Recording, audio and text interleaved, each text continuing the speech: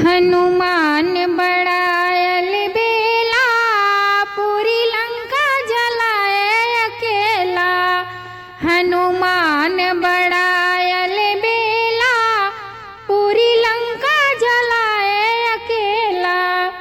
कभी सागर को लांगे, कभी पर्वत को लांगे, कभी सागर को लांगे, कभी पर्वत को लांगे। कभी उड़ता जाए अकेला, पूरी लंका जलाए अकेला। हनुमान बड़ायल बेला, पूरी लंका जलाए अकेला।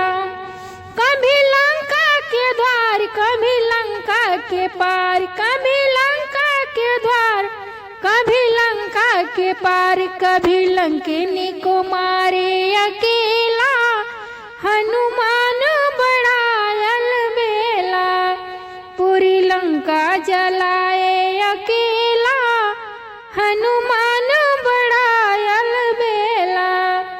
कभी रावण के घर, कभी भीषण के घर, कभी रावण के घर, कभी भीषण के घर। कभी बाटिका में बैठा अकेला,